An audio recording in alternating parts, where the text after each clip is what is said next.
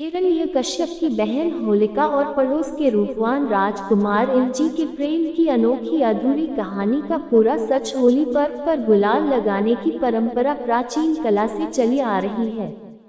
असुर राज हिरण्यकश्यप की बहन होलिका और पड़ोसी राज्य के राजकुमार इलजी एक दूसरे को प्रेम करते थे। इलजी इतने रूपवान थे कि देवता भी उनके आगे फीके लगते थे। वो साक्षात कामदेव के प्रतिरूप थे। इधर होलिका भी रूपवती युवती थी। लोग इनकी जोड़ी की बलाएं लिया करते थे। उभय पक्ष की सहमति से दोनों का विवाह होना भी तय हो चुका था। इलजी भी होलिका रूप और गुण से बेहद प्रभावित थे।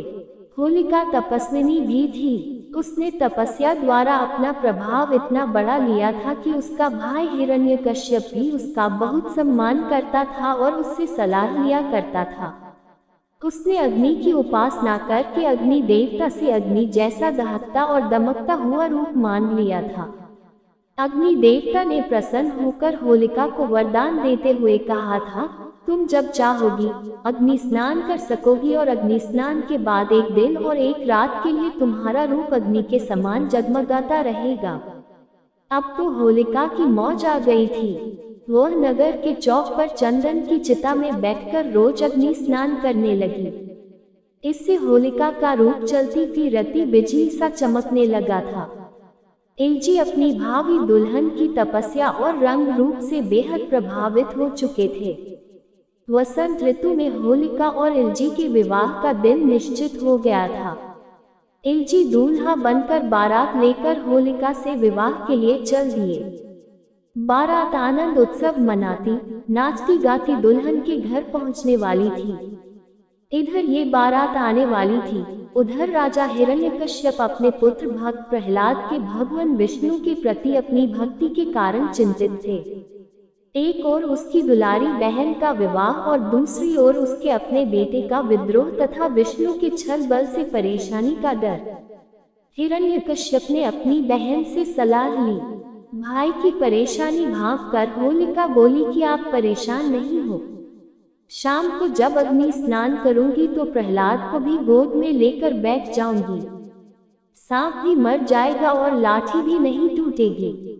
होलिका भाई की परेशानी को खत्म करने के चक्कर में यह भी भूल गई कि अग्नि में प्रवेश से न जलने और सुरक्षित निकलने का वरदान सिर्फ अकेली के लिए था। किसी को साथ लेकर अग्नि स्नान से क्या हो सकता है, इसके बारे में सोच ही नहीं रही थी। बस यही भूल उसकी मौत का कारण बन गई। प्रहलाद तो सुरक्षित बच गया पर होलिका जलकर राख हो गई।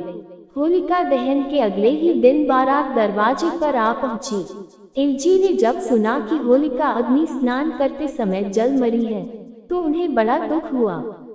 वे प्रेमिका के प्यार में पागल होकर होलिका की ठंडी चिता के पास जा पहुंचे और अपने दूल्हा वेश पर ही होलिका की राख को मलने लगे और मिट्टी में लोटपोट होने लगे। इलजी का सारा शरीर, मुंह और कपड़े राख में सन चुके थे। बारातियों ने उस पर पानी डालकर उसे धोने का प्रयास किया, लेकिन इलजी नहीं माने और राख मिट्टी में लोटपोट होते रहे। इलजी का इसी पागलपन को लोग होली के दिन साकार करते हैं। इलजी ने अपनी प्रेमिका होलिका की याद में आजीवन कुंवारे रहने की कसम ले ली। तभी से इलजी फाल्गुन के देवता कहलाने लगे। इलजी के विवाह और होलिका दहन की याद में आज भी लोग होलिका दहन करते हैं। अगले दिन इलजी के साथ होने वाले हंसी मजाक को भी दोहराया जाता है। हाँ, इतना जरूर है कि राख के स्थान पर गुलाल का प्रयोग होने लगा है और पानी के स्थान पर रंग प्रयोग किया जाने लगा है। राजस्थान में तो कई शहरों, गांव और कस्बों में आम चौराहों पर इलजी की प्रतिमाएं भी बैठाई जाती हैं और उन्हें दूल्हे की तरह सजा संवार कर रंग गुलाल से पोतने की प्रथा है। इलजी हंसी मजाज के प्रतीक बन गए हैं। इलजी के ही रूप में राजस्थानी रसे दूल्हे के वेश में सजकर रंग गुलाल से सने घोड़ी या गधे पर बैठकर धुलंडी के दिन गली चौराहों पर घूमते रहते हैं।